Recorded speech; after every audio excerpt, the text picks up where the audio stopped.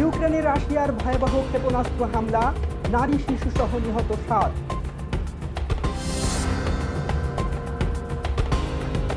শেখ হাসিনাকে আশ্রয় দেওয়া ভারতের মানবিক সিদ্ধান্ত, সংসদীয় কমিটির প্রতিবেদন। প্রশান্ত মহাসাগরে 2 জাহাজে যুক্তরাষ্ট্রের হামলা, অন্তত 5 জনকে হত্যা। যুদ্ধ বিধ্বস্ত সুদানে আরএসএফের কামান হামলায় 16 বেসামরিক নাগরিক নিহত। সীমান্তে চলছে সংঘর্ষ, থাইল্যান্ডের 19 জন নিহত, কম্বোডিয়ায় 17 জন।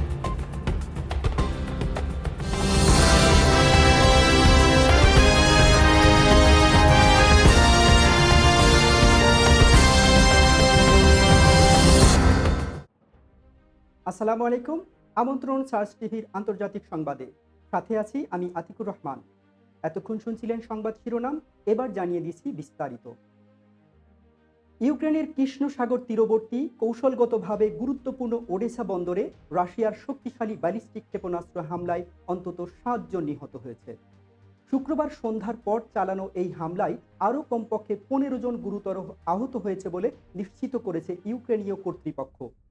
ওডেসা অঞ্চলের বন্দর অবকাঠামো লক্ষ্য করে চালানো এই আকস্মিক হামলাটি এমন এক সময়ে ঘটল যখন ইউক্রেন ও রাশিয়ার মধ্যে যুদ্ধের তীব্রতা নতুন করে বৃদ্ধি পেয়েছে।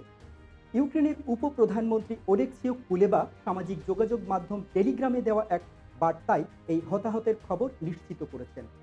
ওডেসা ইউক্রেনের অন্যতম প্রধান বাণিজ্যিক প্রাণকেন্দ্র এবং শস্য রপ্তানির জন্য বিশ্বের অন্যতম গুরুত্বপূর্ণ রুট। ওলেক্সিও কুলেবা জানিয়েছেন যে শুক্রবার সন্ধ্যায় ওডেসার পিভোদেন্নি বন্দরে ব্যালিস্টিক ক্ষেপণাস্ত্র ছুড়েছে রুশ বাহিনী। হামলার ভয়াবহতা এতটাই বেশি ছিল যে ঘটনাস্থলে 7 জন প্রাণ হারান এবং আহতদের দ্রুত স্থানীয় হাসপাতালে ভর্তি করা হয়েছে। সাম্প্রতিক এই হামলাটি ইউক্রেনের রপ্তানি বাণিজ্যের উপর বড় ধরনের আঘাত হিসেবে দেখা হচ্ছে। অন্যদিকে ভারতের সংসদে পেশ করা এক প্রতিবেদনে বাংলাদেশের ক্ষমতাচ্যুত প্রধানমন্ত্রী শেখ হাসিনা প্রসঙ্গে মন্তব্য করা হয়েছে। প্রতিবেদনে বলা হয়েছে, তার বিষয়ে ভারতের সিদ্ধান্ত মানবিক দৃষ্টিকোণ থেকে নেওয়া এবং দেশটির ঐতিহ্য এবং পরম্পরাকে বিবেচনায় রেখেই এই সিদ্ধান্ত গ্রহণ করা হয়েছে।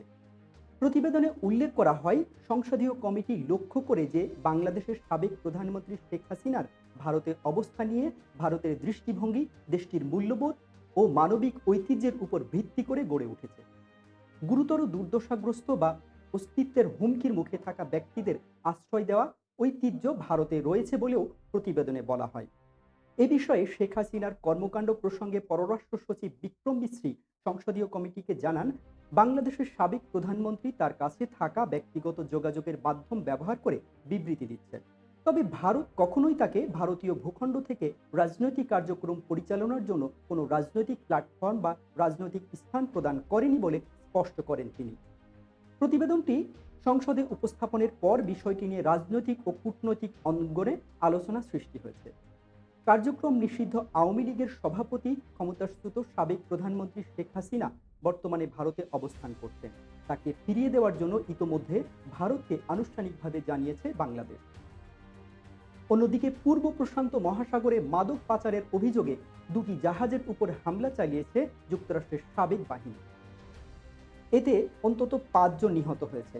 জাহাজগুলো পূর্ব প্রশান্ত মহাসাগরীয় অঞ্চলে পরিচিত মাদক পাচারের রুট ধরে যাতায়াত করছিল এবং মাদক পাচারের কাজে নিয়োজিত ছিল। বিবৃতিতে আরও বলা হয়, এই অভিযানের সময় মোট 5 জন পুরুষ মাদক সন্ত্রাসী নিহত হয়েছে। প্রথম জাহাজে নিহত 3 জন এবং দ্বিতীয় জাহাজে 2 জন। তবে মার্কিন সামরিক বাহিনীর কোনো ক্ষতি হয়নি। দীর্ঘদিন ধরে ট্রাম্প প্রশাসন ভেনেজুয়েলার নিকোলাস মাদুরোর সরকারের বিরুদ্ধে মাদক চোরাচালান রোধে যথেষ্ট পদক্ষেপ না নেওয়ার অভিযোগ করে আসছে। নিউ ইয়র্ক টাইমসের প্রতিবেদন অনুসারে ট্রাম্প ইতোমধ্যে ভেনেজুয়েলায় সিআইএ গোপন অভিযানের অনুমোদন দিয়েছে। বিভিন্ন মার্কিন গণমাধ্যম মতে অদূর ভবিষ্যতে ওয়াশিংটন ভেনেজুয়েলার মাদক কার্টেলের উপর হামলা শুরু করতে পারে। অন্যদিকে যুদ্ধ বিধ্বস্ত সুদানের কর্দোফান অঞ্চলের একটি অবরুদ্ধ শহরে আধা সামরিক র্যাপিড সাপোর্ট ফোর্সেসের কামান হামলায় কমপক্ষে 16 জন নিহত হয়েছে। দেশটির নৃশংস গৃহযুদ্ধে তৃতীয় বছরের সামরিক মৃত্যুর সংখ্যা আরও বৃদ্ধি পেয়েছে। থাইল্যান্ড কম্বোডিয়ার সীমান্তে উভয় প্রতিবেশীর মধ্যে সশস্ত্র সংঘাত চলছেই। দুই পক্ষের সর্বশেষ তথ্য মতে সংঘাতে থাই সামরিক বাহিনীর 19 জন এবং কম্বোডিয়ার বেসামরিক নাগরিক সহ 17 জন নিহত হয়েছে। থাইল্যান্ডের সেকেন্ড আর্মি এরিয়া এবং প্রতিবেদনে জানিয়েছে, লড়াইয়ে নতুন করে আমাদের 2 সেনা নিহত হয়েছে। 1 মাস আগে মালয়েশিয়ার মার্কিন প্রেসিডেন্ট ডোনাল্ড ট্রাম্পের মধ্যস্থতায় থাই কম্বোডিয়া যুদ্ধবিরতি চুক্তি হলেও সীমান্তে মাইন বিস্ফোরণে থাই সৈন্য প্রাণ হারালে 7 ডিসেম্বর যুদ্ধবিরতি ভেস্তে যায়। পরদিন 8 ডিসেম্বর থাই আর্মি জানায়, কম্বোডিয়ান বাহিনী ভোরে সীমান্ত এলাকায় থাই অবস্থানগুলোতে গোলাবর্ষণ করে। এর প্রতিক্রিয়ায় থাই বিমান বাহিনী কম্বোডিয়ার সামরিক অবকাঠামোতে যুদ্ধ বিমান দিয়ে আক্রমণ করে প্রতিক্রিয়া জানায়। দর্শক, এই ছিল এখনকার মতো সর্বশেষ সংবাদ। পরবর্তী সংবাদ দেখার আমন্ত্রণ জানিয়ে এখানেই বিদায় নিচ্ছি। ধন্যবাদ সবাইকে আমাদের সাথে থাকার জন্য।